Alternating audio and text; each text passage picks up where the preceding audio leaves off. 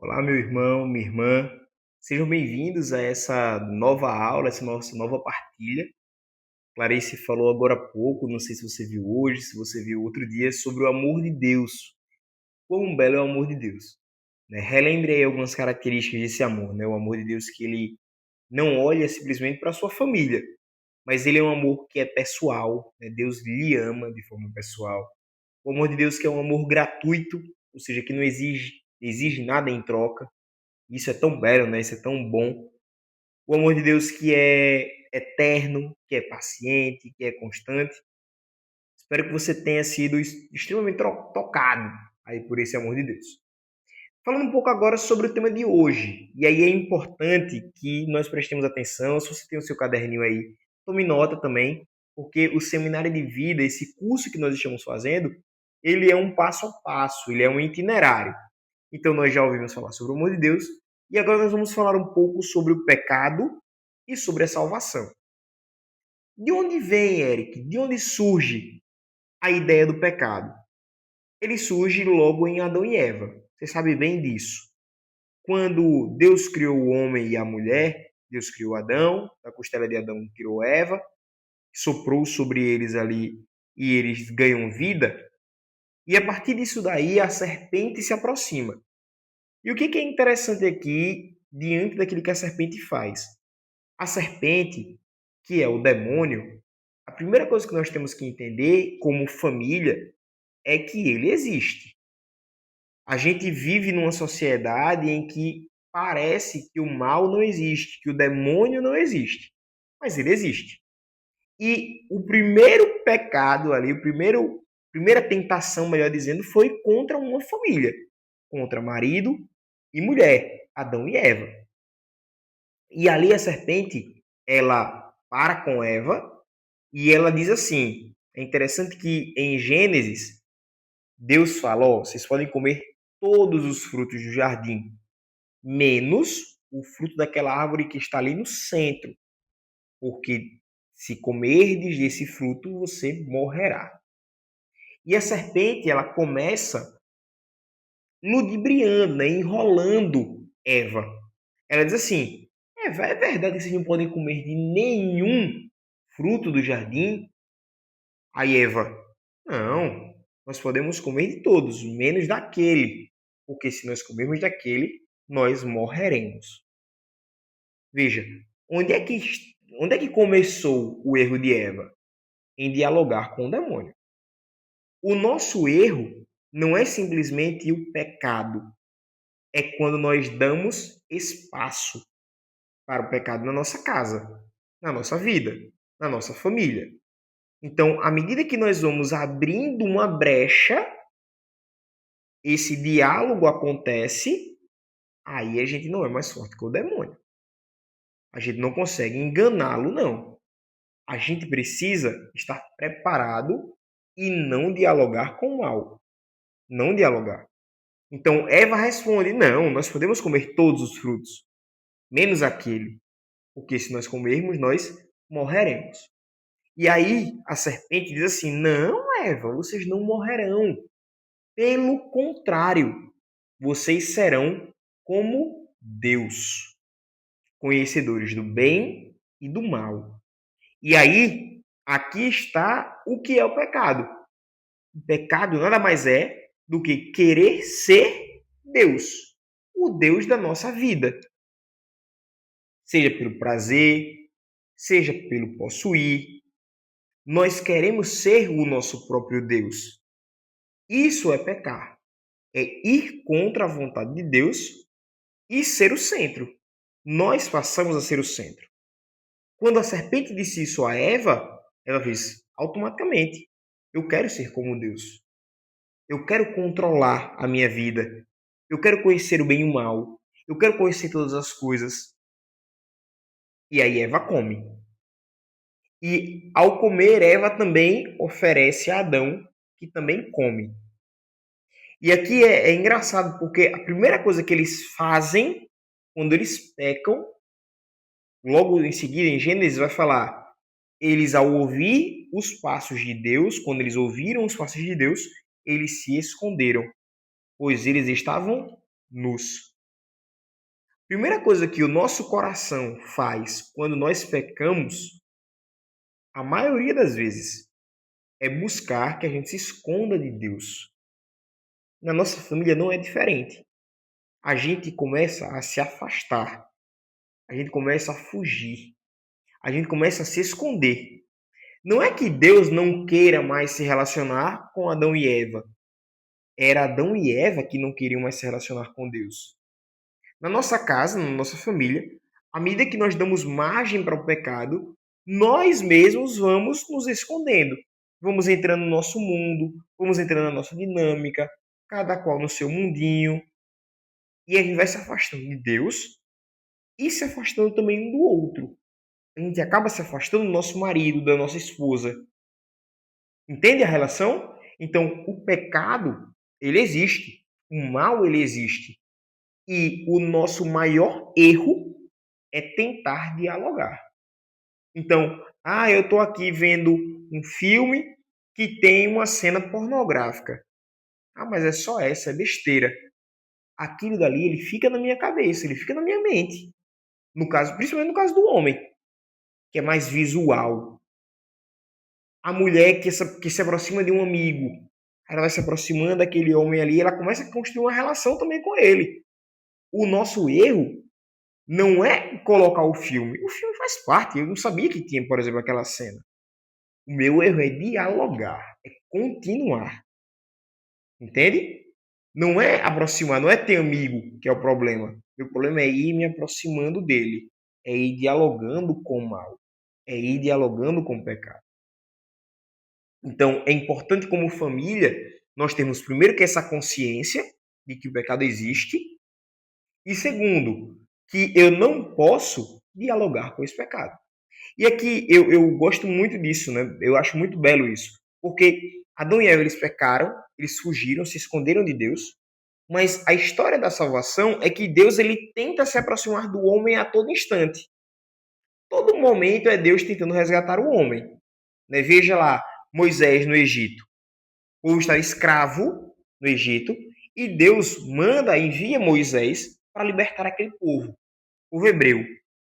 E aí, quando Moisés liberta, tem toda aquela história das pragas do Egito, que nós conhecemos bem, mas quando Moisés liberta o povo, e o povo está no deserto a caminhar, porque eles precisam ser purificados por aquelas falhas, aqueles pecados, o povo está no deserto.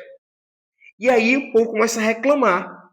Eles reclamam assim, não, era melhor quando a gente estava no Egito, escravo, porque lá a gente tinha o que comer. Lá a gente tinha aquela cebola. Eles comiam cebola no Egito. E eles reclamam porque eles agora estão livres e não têm o que comer. Aí o povo vai reclamar com Moisés. Aí Moisés, Senhor, o povo está falando, está com fome, me ajude. Aí no outro dia, Deus manda o maná. Deus dá de comer ao povo. Manda as codornizes, né, umas rolinhas, dá carne ao povo. E aí Deus fala, não pegue mais do que você precisa. Amanhã eu darei novamente. O que o povo faz? Pega mais do que precisa. Guarda, retém. Então, Deus ele não se cansa. Deus não se cansa. Envia os profetas. Cuida do povo. Aí o povo se revolta contra Deus. Por que eu estou contando essa história? Porque Deus ele tenta se aproximar do homem a cada dia. Deus ele quer fazer parte da sua família. Eric, mas eu estou em pecado, meu marido está em pecado. Mas Deus quer se aproximar de nós. Deus ele odeia o pecado, de fato, mas ele ama o pecador que somos nós. Então, quando nós pecamos, nós nos afastamos de Deus, mas nós podemos nos aproximar novamente, porque da parte de Deus, ele sempre quer estar conosco. Ele sempre quer se aproximar de nós. Tanto que Deus envia Jesus. O Pai envia o seu próprio Filho para a nossa salvação. E aqui é interessante porque Deus ele poderia ter nos salvado de muitas maneiras diferentes. Porque Deus era Deus. Ele criou o homem com faça-se. Faça-se a terra. Faça-se a luz. Façamos o homem. Foi assim que o homem foi criado. Ele poderia ter dito assim, ó, salvemos o homem agora. O homem seria salvo por Deus. Mas não é assim. Deus nos salva se colocando em nosso lugar, dando a vida por nós, como homem.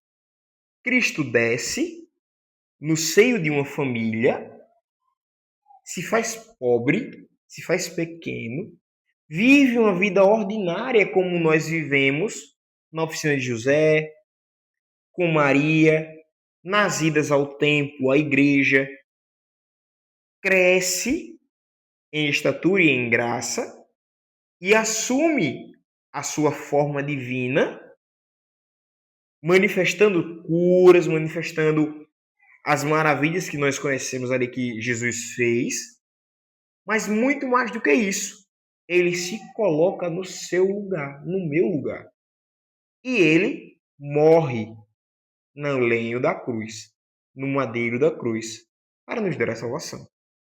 Então, a salvação, ela tem um nome. Ela é uma pessoa, que é Jesus Cristo. O pecado, ele entrou no mundo por um homem, Adão e Eva. Na verdade, se nós fizermos esse comparativo, o pecado entrou no mundo por uma mulher, Eva, e a salvação entrou no mundo por uma mulher, Maria. Então, em Eva, a primeira mulher, o pecado. Em Maria, a segunda Eva, a redenção, que é Cristo. Então, na nossa família, há uma salvação, porque Cristo já morreu na cruz por nós. O pecado, ele não tem a última palavra, não. Agora, como eu estava falando logo no início, nós não podemos dar margem a ele. Nós não podemos dialogar com ele. Nós não podemos achar, não, isso aqui eu consigo enfrentar, eu consigo viver, isso aqui é tranquilo, está de boa. Não é assim. É preciso que nós tenhamos prudência, como nos diz a própria palavra de Deus. Aquele que está de pé, cuide para não cair. Cuide, vigie. Vigiai e orai, nos fala Jesus. Então, como família, é preciso que nós estejamos em oração, vigilantes, com cuidado, para que a gente não se deixe levar pelo pecado. Entende? Então, anote aí, partilhe aí rapidinho o que você entendeu até agora.